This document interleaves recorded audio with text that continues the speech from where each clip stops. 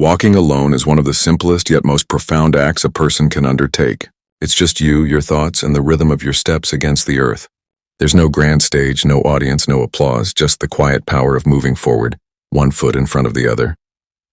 In a world that's constantly connected, always buzzing with notifications and demands, choosing to walk alone is almost revolutionary. It's a deliberate act of reclaiming your time, your space, and your mind. Today, we're diving deep into why walking alone holds such transformative potential, not just for your body, but for your soul, your creativity, and your understanding of the world. This isn't about escaping or isolating yourself. It's about discovering what happens when you strip away the noise and let yourself be fully present. Let's explore the power of walking alone and why it might just be the key to unlocking a richer, more intentional life. Think about the last time you went for a walk by yourself. Not a rushed commute to work or a quick errand, but a real walk. One where you had no destination in mind, no podcast in your ears, no one to meet. Maybe it was through a park, down a quiet street, or along a trail where the only sounds were the crunch of leaves or the distant hum of the world. How did it feel? There's something almost magical about those moments, isn't there? Your mind starts to wander, untethered from the usual constraints. Ideas bubble up. Problems that seemed insurmountable suddenly feel solvable. Or maybe you just feel lighter, like the weight of the day has been lifted step by step. That's the power of walking alone. It's not just movement. It's a kind of meditation, a way to reconnect with yourself in a world that's always pulling you outward. Let's start with the physical act of walking itself. It's one of the most natural things we do as humans. Our bodies are built for it. From the moment we take our first wobbly steps as toddlers, walking becomes second nature, so much so that we rarely stop to think about how incredible it is. Each step engages muscles, joints, and systems working in harmony. Your heart pumps, your lungs expand, your brain releases a cascade of chemicals that make you feel alive. Walking is low impact, accessible to almost everyone, and requires no equipment, no gym membership, no special skills. Yet its benefits are staggering. Studies show that regular walking can lower your risk of heart disease, improve blood pressure, boost your immune system, and even extend your lifespan.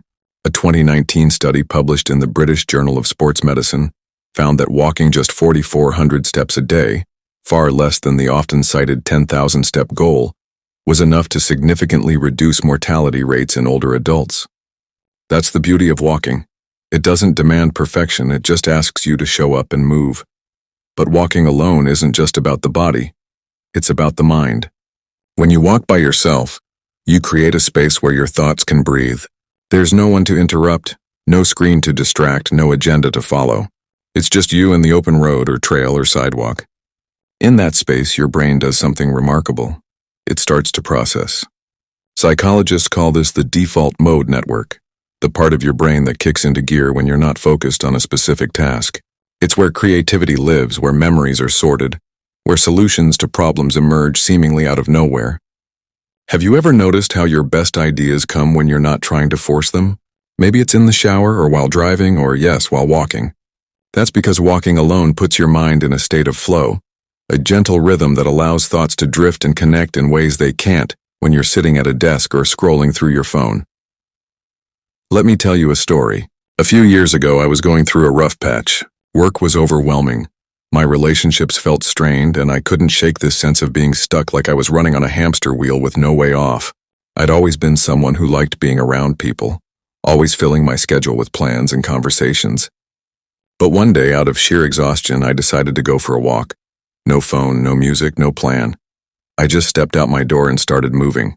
At first, my mind was racing, replaying arguments, stressing about deadlines, worrying about things I couldn't control. But as I kept walking, something shifted. The rhythm of my steps became a kind of anchor. My thoughts slowed down. I noticed the way the light filtered through the trees, the sound of a bird I hadn't heard before. By the time I got home, I didn't have all the answers, but I felt calmer, clearer, like I could breathe again. That walk wasn't a cure-all, but it was a start. It taught me that sometimes the simplest act, putting one foot in front of the other, can be a lifeline. That experience isn't unique to me. Throughout history, some of the greatest minds have turned to walking alone as a source of inspiration and clarity. The philosopher Friedrich Nietzsche once wrote, "All truly great thoughts are conceived while walking." He wasn't exaggerating. Nietzsche would take long, solitary walks through the mountains, letting his ideas unfold with each step. The poet William Wordsworth, whose work captured the beauty of nature, was known to walk miles across the English countryside, composing lines in his head as he went. Even Steve Jobs, the tech visionary, was famous for his walking meetings, where he'd stroll with colleagues or alone to spark creativity. There's something about the act of walking that unlocks a deeper part of ourselves, a part that's often drowned out by the demands of modern life. So why is walking alone so powerful? Part of it comes down to the way it engages both your body and your brain. When you walk, your body releases endorphins, those feel-good chemicals that boost your mood and reduce stress. But unlike high-intensity exercise, which can sometimes feel like a battle, walking is gentle. It doesn't demand your full attention, so your mind is free to wander. At the same time, the repetitive motion of walking, left, right, creates a rhythm that's almost hypnotic. Neuroscientists have found that this kind of rhythmic movement can synchronize brain waves, putting you in a state that's both relaxed and alert. It's no wonder so many people describe walking as a form of moving meditation. You don't need to sit cross-legged on a cushion or chant a mantra. You just need to move. Another reason walking alone is so transformative is that it forces you to confront yourself. In a world where we're constantly distracted by our phones, our jobs, our social feeds, solitude can feel uncomfortable at first. When you walk alone, there's nowhere to hide. Your thoughts, your fears, your dreams, they all come to the surface. That can be intimidating, especially if you're used to filling every moment with noise. But it's also an opportunity. When you walk alone, you get to know yourself in a way that's hard to do in the midst of daily life. You start to notice patterns in your thinking, questions you've been avoiding, desires you've pushed aside. It's not always easy, but it's always valuable. Walking alone gives you the space to listen to your own voice, maybe for the first time in a long time. Let's talk about nature for a moment. While walking alone in a city can be powerful, there's something uniquely restorative about walking in nature. Countless studies have shown that spending time in green spaces, whether it's a forest, a park, or a beach, can lower cortisol levels, reduce anxiety, and improve mental clarity. The Japanese practice of Shinrin-yoku, or forest bathing, is built on this idea. It's not about hiking or exercising. It's about immersing yourself in the sights, sounds, and smells of the natural world. When you walk alone in nature, you're not just moving your body. You're reconnecting with something ancient, something that's been part of human existence for millennia. You're reminded that you're not separate from the world around you. You're part of it. The rustle of leaves, the scent of pine, the feel of earth beneath your feet. It all grounds you in a way that's hard to describe but impossible to ignore. I remember a walk I took last spring, along a trail near my home. It was one of those perfect days.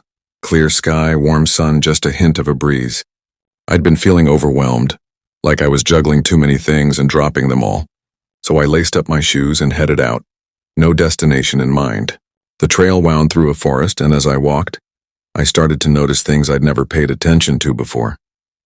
The way the sunlight dappled the ground, creating patterns that shifted with every step. The sound of a stream nearby, steady and soothing.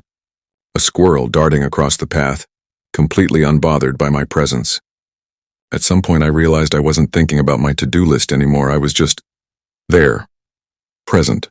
For the first time in weeks, I felt like I could breathe. That walk didn't solve all my problems, but it gave me perspective. It reminded me that the world is bigger than my worries, and that I'm part of something vast and beautiful. That sense of connection, to yourself, to nature, to the world, is one of the greatest gifts of walking alone.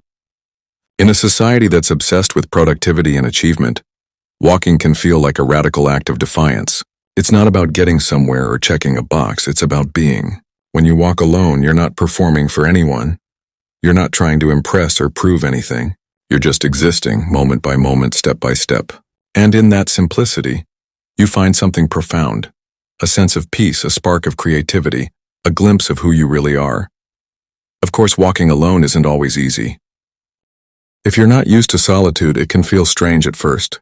Your mind might resist, itching for a distraction, a phone to check, a conversation to start. That's normal. We're conditioned to stay connected, to fill every moment with input. But if you stick with it, something shifts. You start to crave that quiet space, that time to just be with yourself. It's like building a muscle. The more you practice, the stronger it gets. And the more you walk alone, the more you realize how much you've been missing. Not just the world around you, but the world within you. Let's talk about creativity for a moment. If you're someone who creates, whether you're a writer, an artist, a musician, or just someone who likes to think deeply, walking alone can be a game changer. There's a reason so many creative minds have turned to walking as a ritual.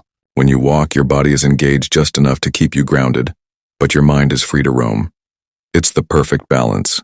Studies have shown that walking can boost creative thinking by up to 60% compared to sitting still. The gentle movement, the change of scenery, the rhythm of your steps, it all works together to spark new ideas. I can't tell you how many times I've gone for a walk with a problem on my mind, only to come back with a solution I hadn't considered before. It's like the act of walking shakes loose the cobwebs in your brain, letting fresh ideas flow in. I once heard a story about a novelist who was struggling with writer's block.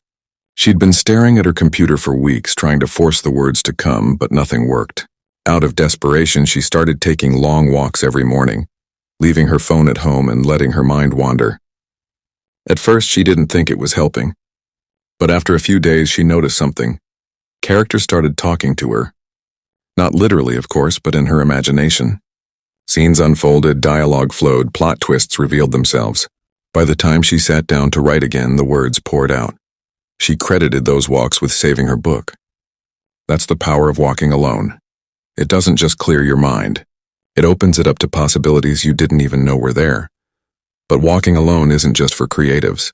It's for anyone who wants to live more intentionally. In a world that's always pushing us to do more, be more, have more, walking alone is a reminder that you are enough. You don't need to be productive every second of the day. You don't need to be connected to everyone all the time. You don't need to have it all figured out. When you walk alone, you give yourself permission to just be. And in that space, you start to see things more clearly. Not just the world around you, but your place in it. Let's talk about how to start. If you're new to walking alone, it doesn't have to be complicated. You don't need a fancy trail or a scenic route. Start where you are, step out your door and walk for 10 minutes. Leave your phone behind or at least put it on silent. Let yourself notice the world, the way the air feels, the sounds you usually tune out, the rhythm of your own breath. If your mind starts racing, that's okay. Just keep walking. The thoughts will settle, the noise will fade. And if 10 minutes feels good, try 20 or 30. There's no right or wrong way to do it. The only rule is to show up for yourself. One thing I've learned is that walking alone is as much about consistency as it is about duration. You don't need to walk for hours to feel the benefits. Even a short walk done regularly can make a difference. Try making it a ritual. Maybe a morning walk to start your day with clarity, or an evening walk to unwind from the chaos. Find a time that works for you and stick with it. Over time, you'll start to notice changes, not just in your body but in your mind, your mood, your perspective. Walking alone becomes less about the act itself and more about what it represents. A commitment to yourself, to your well-being, to your growth. Another benefit of walking alone is that it teaches you resilience. Life is full of challenges, big and small, and sometimes it feels like the world is against you. But when you walk alone, you're reminded that you're capable of moving forward no matter what. Each step is a small victory, a reminder that you can keep going even when the path isn't clear. There's a metaphor in there somewhere, isn't there? Life is a lot like a walk. You don't always know where you're going, and the terrain isn't always smooth. But if you keep putting one foot in front of the other, you'll get there. Wherever there is. I want to share another story. One that stuck with me for years. A friend of mine went through a painful breakup a while back. The kind that leaves you questioning everything. Your choices, your worth, your future. She was struggling to make sense of it all, spending hours replaying conversations in her head, trying to figure out what went wrong. One day she decided to go for a walk, not because she thought it would fix anything, but because she didn't know what else to do. She ended up walking for hours through her neighborhood, past parks and cafes, along streets she'd never explored before. At some point she realized she was crying, not out of sadness but out of release. The walk didn't erase her pain, but it gave her a way to carry it. It reminded her that she was still here, still moving, still capable of finding her way. That's what walking alone can do. It doesn't always solve your problems, but it helps you face them with a little more courage, a little more clarity. Let's talk about the science of walking for a moment. Beyond the physical benefits, walking alone has a profound impact on your mental health. Research shows that walking can reduce symptoms of depression and anxiety, often as effectively as medication for some people.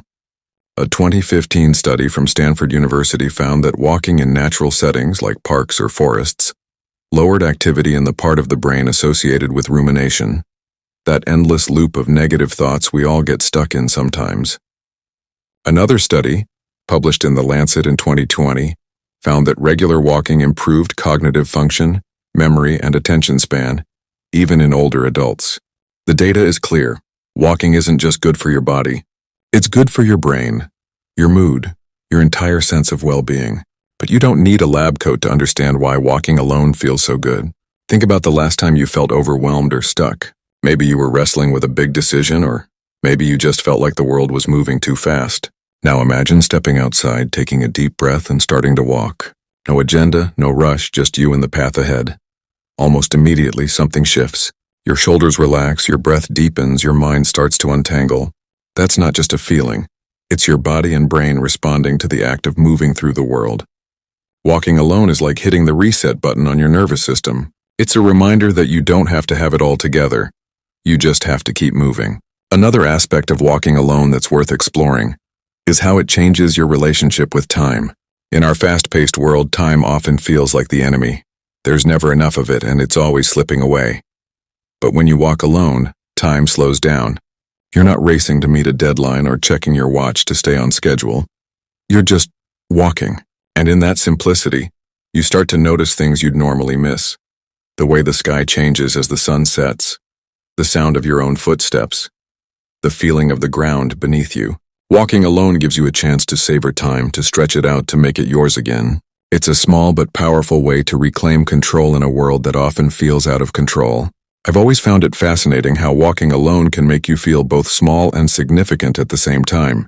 When you walk through a vast landscape, a forest, a mountain trail, a wide open beach, you're reminded of how big the world is, how much exists beyond your own little bubble. It's humbling, in the best way. But at the same time, each step you take is a declaration of your own existence. You're here, you're moving, you're part of this incredible interconnected web of life. That duality, feeling both insignificant and essential, is one of the most profound gifts of walking alone.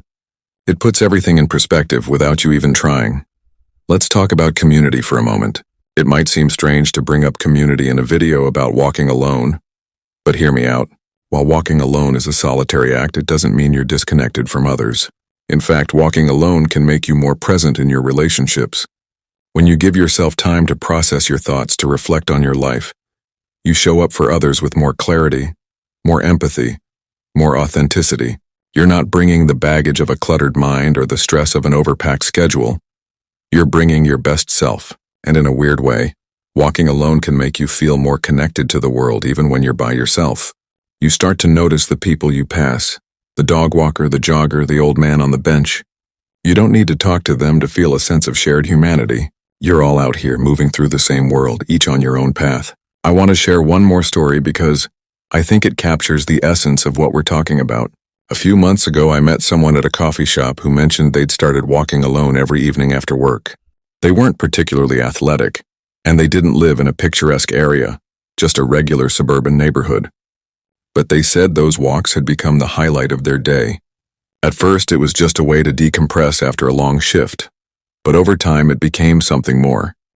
They started noticing things, the way the streetlights flickered on at dusk, the sound of kids playing in the distance, the smell of someone's barbecue.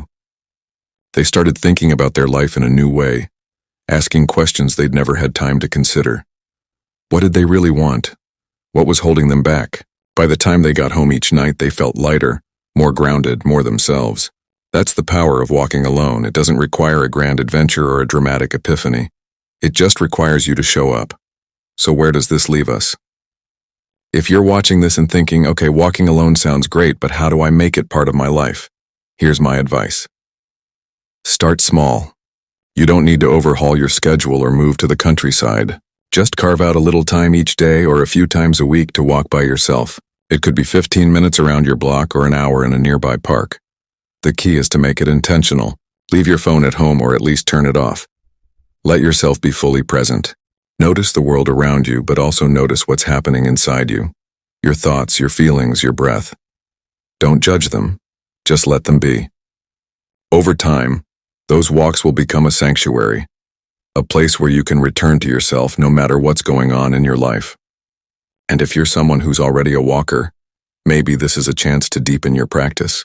Try a new route or walk at a different time of day. Experiment with walking in silence, without music or podcasts. Pay attention to how it feels to move through the world without distractions. You might be surprised at what comes up. Ideas, memories, insights you didn't know were there. Walking alone is one of those rare things that gets better the more you do it. It's not about mastering it, it's about letting it unfold. As we wrap up, I want to leave you with this thought. Walking alone is more than just a physical act. It's a way of being. It's a reminder that you don't need to be anyone other than who you are. You don't need to go faster, do more, or prove anything. You just need to keep moving one step at a time. In a world that's always asking for more, walking alone is a gift you give yourself. A chance to slow down, to listen, to remember what matters. So the next time you're feeling overwhelmed or stuck or just in need of a reset, try it. Lace up your shoes, step outside and walk, alone. See where it takes you. Thank you for watching.